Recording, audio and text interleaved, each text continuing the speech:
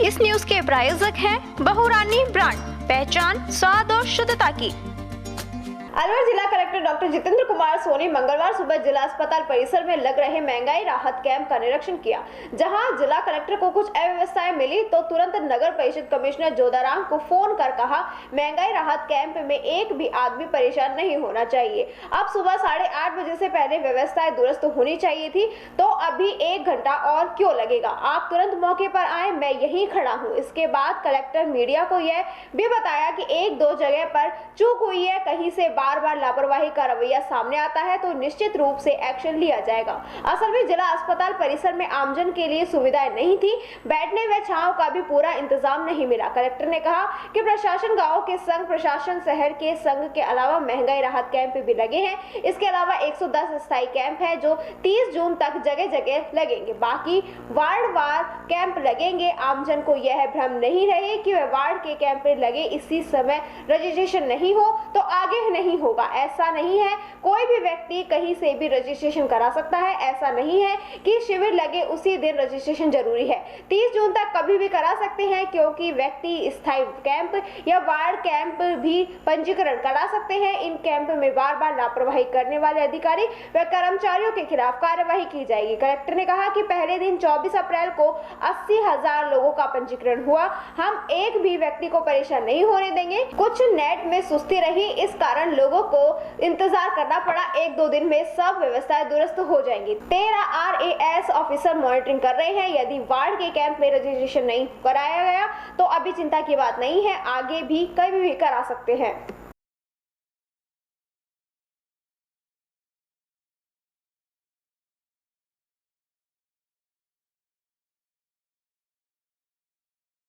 भी कैंप लग रहे हैं। ये कैंप मुख्यतः गांव में लगने वाले कैंप हैं, वो तो प्रशासन गांव के संग है। शहर में लगने वाला जो कैंप है वो प्रशासन शहरों के संग है, और इसके साथ साथ महंगाई राहत कैंप लगे हुए हैं। अब महंगाई राहत कैंप प्रशासन गांव के संग भी लगा हुआ है, प्रशासन शहर के संग भी लगा हुआ है, परंतु उसके अलावा हमारे पास 110 स्थायी कैंप हैं। स्थायी कैंप वो होते हैं, जैसे ये स्थायी कैंप है जहाँ जगह चेंज नहीं होगी। ये 30 जून तक हमारे पास यहीं बनी रहेगी ये जगह। वार्ड वाइज जो कैंप हैं वो अलग अलग वार्ड्स में चलेंगे। उसमें क्या है कि किसी भी शहरवासी को ये भ्रम नहीं होना चाहिए कि अगर मेरे वार्ड वाले दिन, कैंप वाले दिन मैं नहीं करवा पाया तो पता नहीं मेरा रजिस्ट्रेशन होगा या नहीं होगा। तो मैं ऐसे करता हूँ, 3-4 तरीके से आपको ये बताना चाहता हूँ। सबसे पहली बात ये है, रजिस्ट्रेशन कभी भी कहीं भी किसी भी MRC से कराया जा सकता है। ना वार्ड का संबंध है ना शहर का संबंध है। यहाँ का व्यक्ति मान लीजिए रामगढ़ गया, वहाँ पे कैंप लगा है, वहाँ करा सकता है। इवन वो जयपुर जा रहा है, जयपुर के अंदर वो कैंप देखता है, वहाँ भी करा सकता है। तो पहली बात तो ये तय है कि कहीं से भी कराया जा सकता है। दूसरी चिंता ये होती है कि क्या मैं आज कराऊंगा और मैं 10 दिन बाद में कराऊंगा तो मेरे नुकसान हो जाएगा। यहाँ मैं आपको बता दूँ, जितनी भी ये सुविधाएँ हैं इन सब की एक नियत तारीख है। वो रजिस्ट्रेशन चाहे आज हो, चाहे 5 दिन बाद में हो, चाहे 10 दिन बाद में हो, रजिस्ट्रेशन जिस योजना के लिए है उस योजना की पर्टिकुलर तारीख से लाभ मिलेगा। समय का कोई असर नहीं पड़ने वाला है। तीसरा, मेरे वार्ड का मौका निकल गया, मैं जल्दी जाऊंगा, मैं फटाफट वहां पहुंचूं, मेरा काम कराऊं, तो मैं उन सभी से निवेदन करना चाहूँगा, यह कैंप आपकी सुविधा के लिए है। आप स्थायी कैंप पे कराइए, आप अपने वार्ड के कैंप में भी कराइए।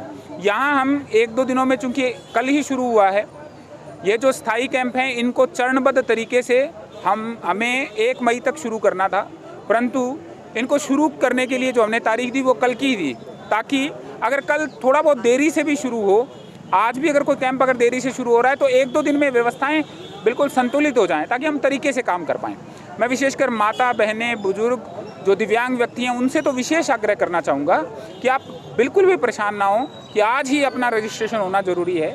आपके पास पर्याप्त समय है।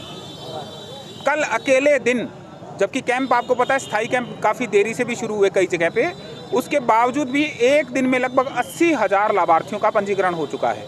हमारा जो लक्ष्य है वो ये है कि एक भी व्यक्ति जो पात्र है वो किसी भी प्रकार से इस MRC के पंजीकरण से वंचित ना रहे। मैं, मेरी पूरी टीम आपको इस बात के लिए आश्वस्त करते हैं, आपको बड़े यकीन के साथ कहना चाहते हैं, आपको दिक्कत नहीं आएगी।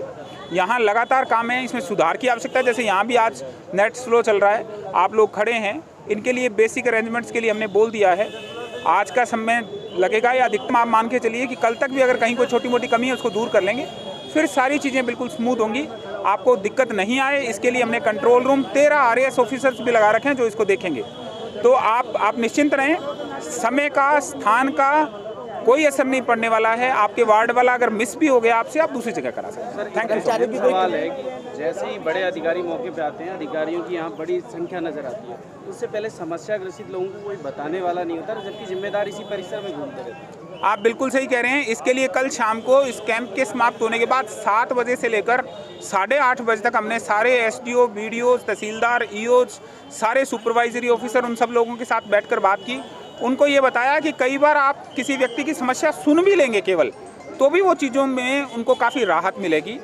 निश्चित तौर पे 1-2 जगह कहीं चूक रही है, उन चूक करने वाले लोगों के खिलाफ निश्चित तौर पे कार्रवाई होगी। जनहित और जनता को जो सुविधा देने की जो चीज़ है, उसमें किसी भी किस्म की लापरवाही किसी भी अधिकारी के स्तर पे असहनीय है। आज इसको मैंने देखा है, हमने उनको वापस ताकीद कर दिया है। आज दोबारा इसमें कहेंगे, अगर कोई पुनरावृत्ति बारंबार होती है तो हम माना जाएगा कि वे व्यक्ति बहुत ही नकारात्मक और लापरवाही पूर्ण व्यवहार करता है, उसके खिलाफ कार्रवाई करेंगे। Thank you.